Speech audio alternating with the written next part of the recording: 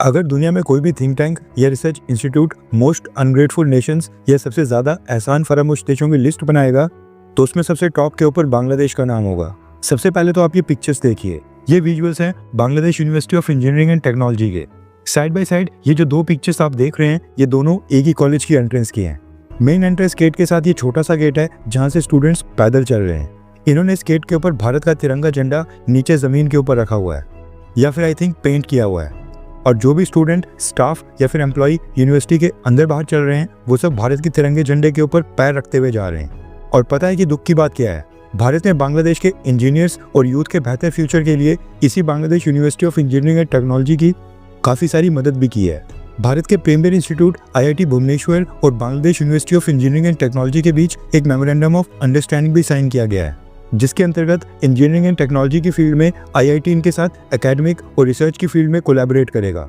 बांग्लादेश के स्टूडेंट्स और फैकल्टी के साथ एक्सचेंज प्रोग्राम्स किए जा रहे हैं। टीचिंग एडवांसमेंट और रिसर्च की फील्ड में भारत इसी यूनिवर्सिटी की मदद कर रहा है। बांग्लादेश के प्रोफेसर्स और स्टूडेंट्स को IIT Bhubaneswar online virtual mode से ट्रेनिंग देने का भी प्रावधान किया गया है। ये जो पूरा मेमोरेंडम ऑफ अंडरस्टैंडिंग साइन हुआ है, इसका सारा benefit Bangladesh university of engineering and technology को ही हो रहा है। IIT भुवनेश्वर के लिए तो ये MOU एक तरह से बर्डन है, लेकिन फिर भी भारत सरकार के कहने पर IIT भुवनेश्वर ने ये MOU साइन किया था। भारत कोशिश कर रहा है कि चलो हम अपने पड़ोसी देशों के स्टूडेंट्स को भी सपोर्ट कर लेते हैं।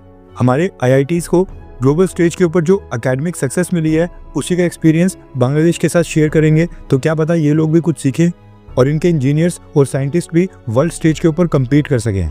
लेकिन बदले में भारत को क्या मिला? उल्टा उसी यूनिवर्सिटी से अपमान जिसके स्टूडेंट्स की हम मदद कर रहे हैं। सेम चीज़ कुछ महीने पहले भी हुई थी। कोविड-19 के समय भारत ने बांग्लादेश को फ्री में कुछ एम्बुलेंसेस और वेंटिलेटर्स गिफ्ट किए थे ताकि बांग्लादेश के लोग कोविड-19 के समय मरे ना। उनके ऊपर जो भारत का तिरंगा लगा हुआ था, बांग्लादेश के प्रोटेस्टर्स ने वो भारत का तिरंगा झंडा भी फाड़ दिया था। आई होप कि मोदी सरकार ये इशू बांग्लादेश की इंटरिम गवर्नमेंट के साथ भी रेज करे, क्योंकि ये भारत के 140 करोड़ लोगों का अपमान है। मेरी मानो तो IIT भुवनेश्वर और Bangladesh university of engineering and technology के बीच ये जो मेमोरेंडम ऑफ अंडरस्टैंडिंग साइन हुआ है, हमें एटलीस्ट उसको ही कैंसिल कर देना चाहिए। हम सपना देखते हैं सुपर पावर बनने का, लेकिन हमसे अगर हमारे बगल में पड़ोस के छोटे मोटे देश ही नहीं अगर संभले जाएंगे तो फिर सुपर पावर बनना तो दूर की बात है। एंड ऐसा नहीं है कि भारत के पास बांग्लादेश को ब्लैकमेल करने के लिए कुछ नहीं है। हजार तरीके बांग्लादेश को लाइन के ऊपर लाने के, लेकिन मोदी सरकार को एटलीस्ट थोड़ी सी हिम्मत दिखानी पड़ेगी। बांग्लादेश से जब भी ऐसी कोई इमेज सामने आती है, मुझे याद आती है 1971 के युद्ध की। दुख की बात है कि जिस बांग्लादेश को आज़ाद कराने के लिए भारत ने इतना बड़ा रिस्क लिया और बलिदान दिया, आज वहीं के लोग भारत विरोधी और हिंदू विरोधी हो गए हैं। एक डेटा के मुताबिक 1971 में ईस्ट पाकिस्तान के साथ युद्ध में ईस्टर्न फ्रंट के ऊपर पाकिस्तान आर्मी के साथ लड़ते लड़ते इंडियन आर्मी के 1421 जवान वीर गति को प्राप्त हो गए थे, जबकि 4058 जवान गंभीर रूप से युद्ध में घायल हुए थे। अब आप सोचिए कि इंडियन आर्मी के 1421 जवानों ने कहीं ना कहीं बांग्लादेश के लिए सर्वोच्च बलिदान दिया था, जो आज धर्म के नशे में इतना पागल हो गया है कि उसे ये याद ही नहीं है कि भारत ने उनके लिए क्या क्या किया है।